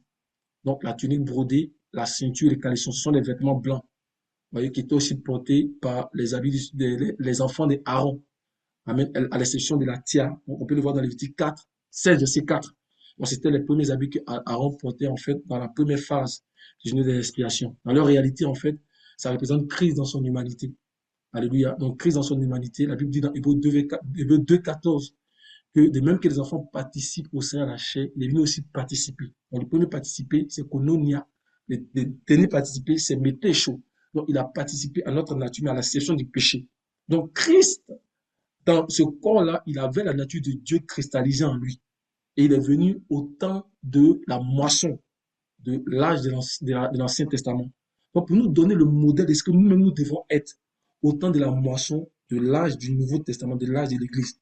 Donc, il avait cette nature cristallisée en lui, à mettre dans ce corps-là. C'est le modèle que nous devons avoir aujourd'hui, dans ce temps, dans cette dernière âge. Amen. Donc, ces trois vêtements-là nous parlent de ça. Et vous voyez que j'ai mis le caleçon de lin. Donc, ça permet de pouvoir donc couvrir la nudité de la chute. Et c'est le dernier élément qui est cité parmi tous les vêtements. Lui, il est cité, je pense, au verset 48 de Exode 28. On cite tous les autres verset 4, mais lui, il est donné au verset 48. Et c'est le plus important. Alléluia. Donc, il cache notre nudité. Alléluia. Et après aussi, ceux qui sont habitués aux promesses. Donc, ces trois niveaux, si on peut les voir dans les promesses données accomplies, dans ce qu'on appelle les arts de notre héritage. Alléluia. Ce sont ces arts de notre héritage-là qui nous apportent donc ces trois niveaux de croissance. Alléluia. Maintenant, les deux dernières colonnes que vous voyez ici, vous avez mis homme divin avec un corps incorruptible et homme mâle avec un corps divin. Donc, je donne toujours des passages, des références bibliques pour expliquer dans la deuxième ligne. Et dans la troisième ligne, approche par cristallisation et par état divin. De même que les trois premiers niveaux de croissance nous permettent de cristalliser dans la nature divine. Les deux derniers niveaux de croissance nous permettent d'entrer dans l'incorruptibilité et dans l'immortalité. Et on les retrouve aussi dans le dernier élément de 1 Corinthiens 30, comme on a vu tout à l'heure, la rédemption, qui lui-même contient quatre éléments. La délivrance de la présence du péché, la délivrance de la servitude de la corruption et l'incorruptibilité et l'immortalité. Amen. Et dans l'approche des vêtements, on a vu que les trois premiers éléments, c'était pour les trois premiers niveaux, mais les quatre éléments, des sept éléments de la vie du sacrificateur, ça nous fait entrer dans ces deux derniers niveaux-là, donc de hommes divins avec un corps divin incorruptible et des hommes mâles avec un corps divin. Donc, ce sont le pectoral, le faute et la robe et la tiare. Alléluia. Ce sont les vêtements de gloire, ce sont les vêtements d'honneur. Amen. Et au niveau des promesses, c'est amené donc par les promesses qu'on trouve dans Apocalypse 2 et 3. Alléluia. Et on voit que c'est le ministère de Christ qui va amener ces dernières choses-là. Alléluia, c'est le ministère de Christ. Amen. Dans les trois premiers niveaux aussi, c'est dans les trois fêtes. Donc, dans les deux fêtes, la fête de Pâques et la fête de la Pentecôte. Donc, Pâques, la fête de Père sans levain et la fête de la Pentecôte. Dans les deux derniers niveaux, c'est amené par la fête des tabernacles. Donc, qui inclut la fête des trompettes, la fête du grand jour des expiations et la fête des tabernacles elle-même. Amen. Et c'est le ministère de Christ qui amène ça. Et j'ai parlé un peu du ministère de Christ dans Actes chapitre 3, verset 21. On dit, le ciel ne va pas le retenir. Assieds-toi à ma droite jusqu'à ce que je fasse tes ennemis te marche-pied. Mais quand le temps vient, le ciel ne peut pas le retenir. Parce qu'il doit venir, en fait, donner tout ce qui appartient à sa plénitude, à son peuple. Amen. On a vu 1 Samuel 4, verset 16. Quand le Seigneur lui-même, il va descendre au son de la trompette, à la voix de l'archange et au signal. Alléluia, il descend. Amen. Hébreu 8, verset 6, qui dit qu'il a un ministère plus excellent. Donc, il va s'envoyer lui-même. Mais il vient pour faire un travail au milieu de son peuple et pour leur donner le ministère de la plénitude. Amen. Apocalypse 2, verset 28. Je leur donnerai l'étoile brillante du matin. Alléluia. Apocalypse 11, verset 3 au verset 4, qui montre que ce n'est pas seulement le ministère fidèle qui donne, mais à ceux de son peuple aussi qui sont fidèles. Donc, les deux chandeliers et les deux oliviers. Donc, c'est un corps prophétique. Alléluia. Matthieu 24, verset 31. Donc, ils ont eux-mêmes reçu ce ministère et on les voit faire retentir de la trompette. Une direction prophétique claire. Et Matthieu 24, verset 45 et verset 27, 47, il montre que c'est ceux qui sont fidèles. Mon frère Jean-Philippe, si tu peux lire Matthieu 24, là, 45 à 47, et Apocalypse 11, verset 3, et on va terminer par là. Alléluia. Donc, le tableau est là. Si vous avez des questions, n'hésitez pas. N'hésitez pas. Le Seigneur va nous aider. Amen. 45. 45 à 47. Quel est donc le serviteur fidèle et prudent que son maître a établi sur ses gens pour leur donner la nourriture au temps convenable? Heureux ce serviteur que son maître, à son arrivée, trouvera faisant ainsi. Je vous le dis en vérité, il établira sur tous ses biens. Tous ses biens, pardon, sur tous ses biens. Mais il va le trouver faisant, il va le trouver dans la fidélité. Il est économe, fidèle, il est prudent. Amen. Donc, tu ne vas pas lire l'autre parce que l'autre, ce n'est pas pour nous. Ça, ce sont les serviteurs infidèles. Ce n'est pas pour nous. Donc, il est fidèle, il est prudent, il va l'établir sur tous ses biens. Nous parlons de tous ses biens. Alléluia. Tous ses biens. Amen. Ésaïe 60 aussi parle de ça. Il va venir leur donner un habit de justice. Il va leur donner une robe de deuil. Il va venir leur donner tout ça. Ça parle aussi de ça. Mon frère, Apocalypse 11, verset 3 au verset 4. Donc, on voit que c'est un corps prophétique. C'est non seulement les chandeliers, mais c'est aussi les oliviers. Je donnerai à mes deux témoins le pouvoir de prophétiser, revêtus de sac, pendant 1260 jours. Ce sont les deux oliviers, les deux chandeliers qui se tiennent devant le Seigneur de la terre. Amen. C'était où ça? Devant le Seigneur de la terre. Donc, ils sont dans la présence de Dieu. Ils cherchent Dieu. Ils soupirent Dieu. Ils n'ont pas le temps pour le bruit de ce monde. Ils soupirent après ces choses-là. Donc, les deux chandeliers, c'est l'église. Vous voyez ici, il ne met pas chandelier d'or. Vous dites que même des chandeliers ordinaires dans ce temps de la fin, qui vont s'approprier ces choses-là, ils peuvent devenir des chandeliers d'or. Alléluia. Souvent, quand on parle des chandeliers, on met chandelier d'or, mais ici, on n'a pas mis or. Parce que même ceux qui sont ordinaires, qui comprennent ces choses-là et qui cherchent le Seigneur, vont devenir des chandeliers d'or. Alléluia. Le ministère du corps sera puissant.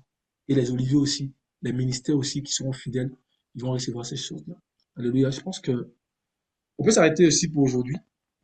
On va prier. On a dit beaucoup de choses, hein. Le Seigneur va nous aider. Alléluia, on va prier. Alléluia, on va prier. On va prier. On va chanter un cantique. On va prier.